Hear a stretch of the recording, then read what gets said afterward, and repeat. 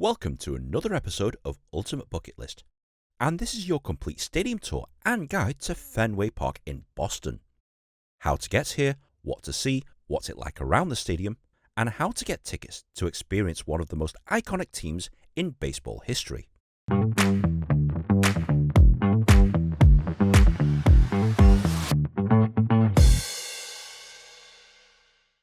Welcome to historic Fenway Park, the home of the 9-time World Series champions, the Boston Red Sox. This legendary ballpark, which first opened its doors in 1912, perfectly captures the heart and soul of Boston. With its rich history, unique charm, and a sense of tradition that leaks from every corner, Fenway Park is more than just a place to watch baseball. It's an experience that every sports fan must have at least once in their life. So what's it like to tour this world-famous stadium? Follow me and let's find out. As you approach Fenway Park, you're immediately struck by its iconic exterior. Modern, it is not. But just by walking around the place, you'll see that this is a very special place full of history. Whether it's the signs on the walls or the statues of their former players, it's definitely hallowed baseball ground. The Green Monster looms large, even from the outside of the ballpark, and most of the inner workings of the stadium is in full view of the public. This area is alive with energy on game days, and the history of the Red Sox seems to shout from its walls. It's right next to MGM Music Hall, and there's plenty of bars and eateries around here.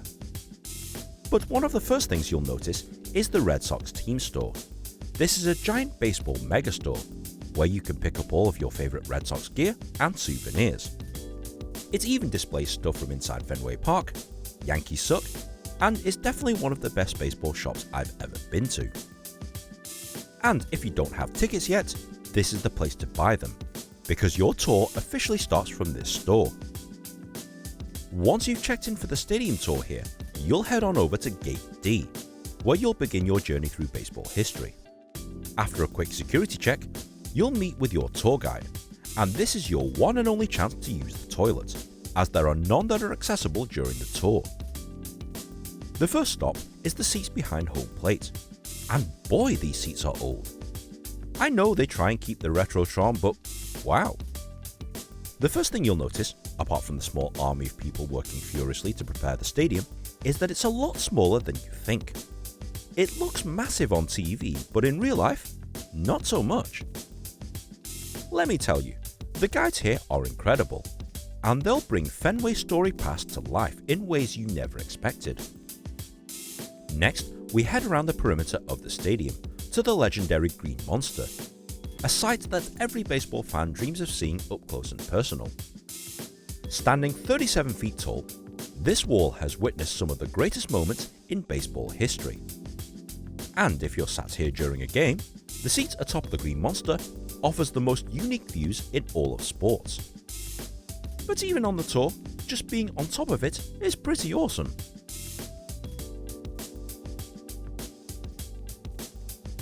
As you're walking around some of the suites, you'll notice that they're not that big and they're not that spacious.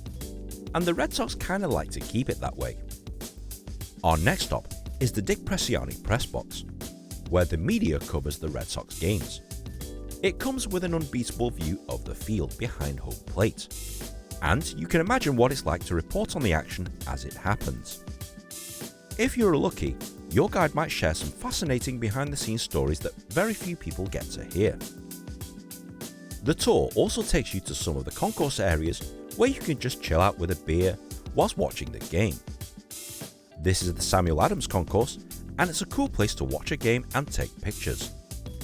The view here is amazing, and so is this view of the Pesky Pole, the right field pole named after Red Sox legend Johnny Pesky.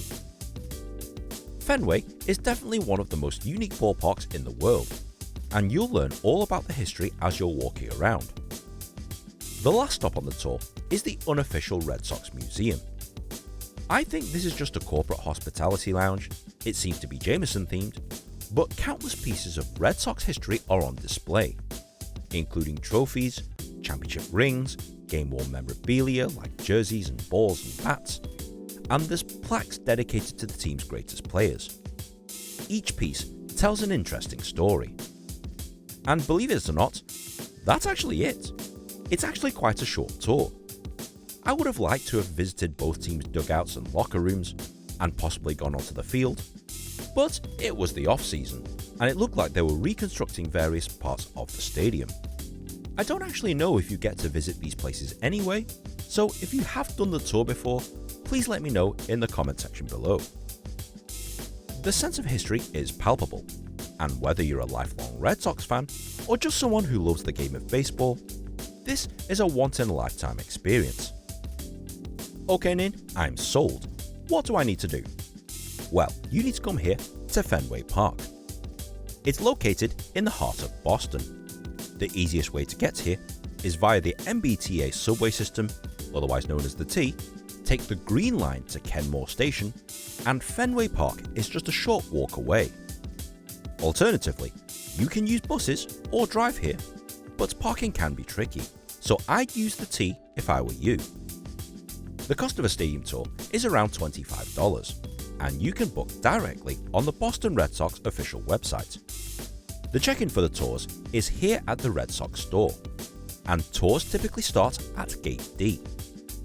I recommend arriving at least 15 minutes before your scheduled time to check in and go through security, etc.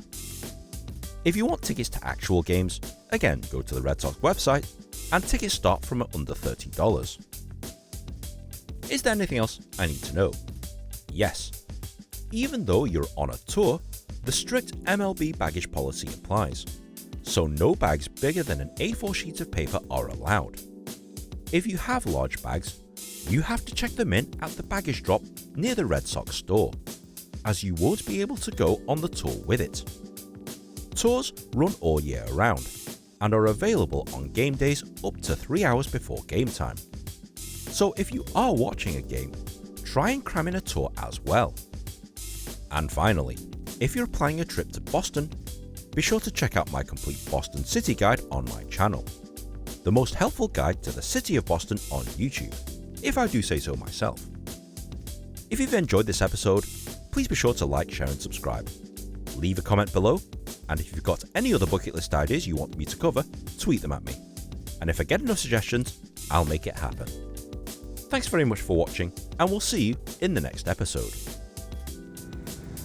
So I've just completed my tour here at Fenway Park, and I've got to say, it was incredibly rushed.